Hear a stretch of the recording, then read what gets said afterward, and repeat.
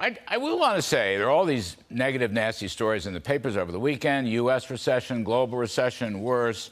The stock market is having a little bit of a rally here. I'm not sure what it means. It's up about 1,500 points from the lows. Anyway, let's talk. We have Nancy Tengler, CEO, CIO of Laffer Tengler Investments, 5-star rated Morningstar, and Joe Lavorgna, chief economist at SMBC, former National Economic Council chief economist in the White House, and a senior fellow at the America First Policy Institute. Welcome, kids. Joe, I'll go to you because you've been talking recession for quite a while. As I've said before, it looks like you got it right one time in a row. Got to start somewhere, Larry. Question is, are we in it or are we going in it? I mean, the Wall Street Journal Econ survey was pretty pessimistic, but they said it wasn't going to start until 2023, and I'm just wondering how you see it. For all intents and purposes, I'd say yes, we're in a recession, not by the traditional definition of the labor market being negative and unemployment rising, but that's probably, Larry, due to COVID and the fact that employers were limited in hiring people, so those lags have totally gotten messed up. But I would say certainly by early next year, we'll see probably clear evidence that the labor market is massively downshifted, and then debate will turn to how deep is the recession.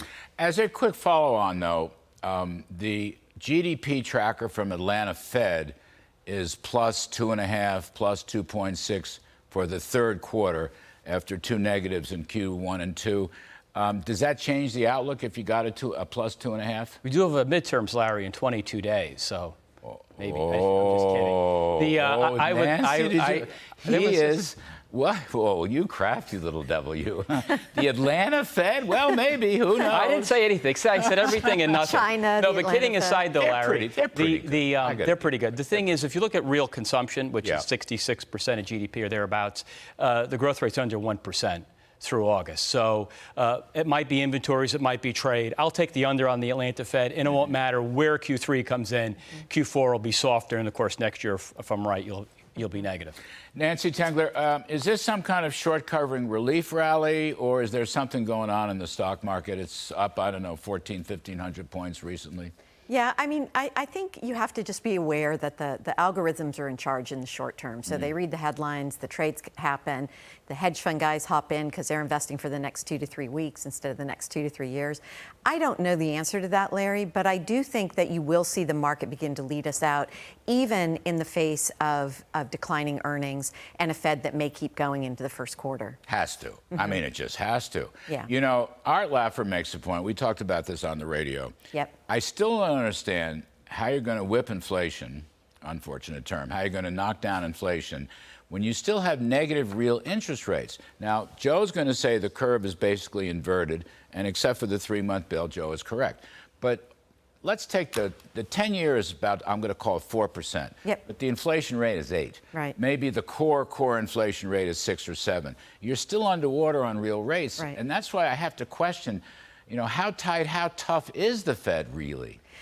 Well, we don't know yet because there's a lag of about 9 months on policy, and they've gone super slow on QT, so that's caused some disruptions in liquidity. Right. But we haven't seen the real impact of that.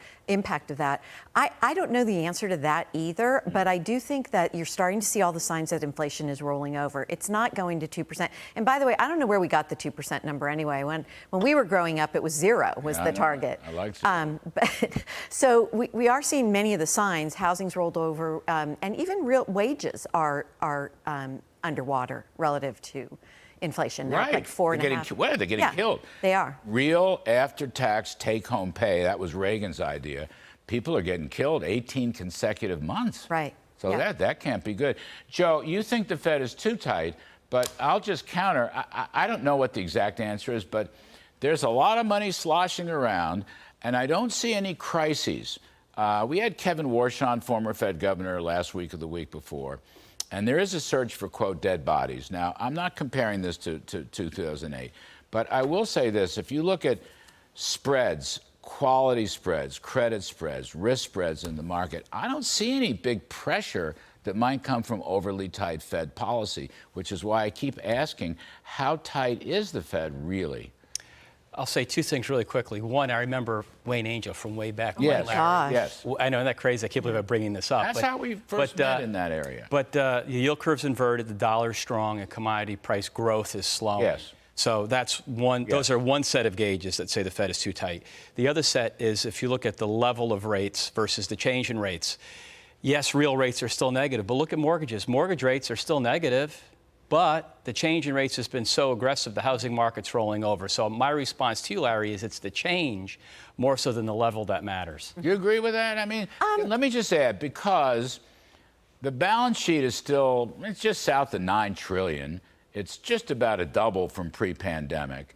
And again, you know, Art Laffer is the most brilliant guy, and he's quite skeptical. I mean, there's a lot of money sloshing around the system. Yeah, still. Still. Yeah, and there's going to be more if we get, you know, the lame duck session spending that is being rumored. Oh, no, I didn't get to McCarthy on the lame duck. We were focused on I'd love to hear that. January 3rd, but that's tricky business. Yeah, I mean, this is the most complex investing environment in my career. I've been doing this for almost 40 years. You've got lots of data that tell you different things. And so I agree with Joe. I mean, the commodities, the dollar, that's a big deal in terms of Yes. slowdown. But then you've got other indications. The PMIs have been stubbornly high in services.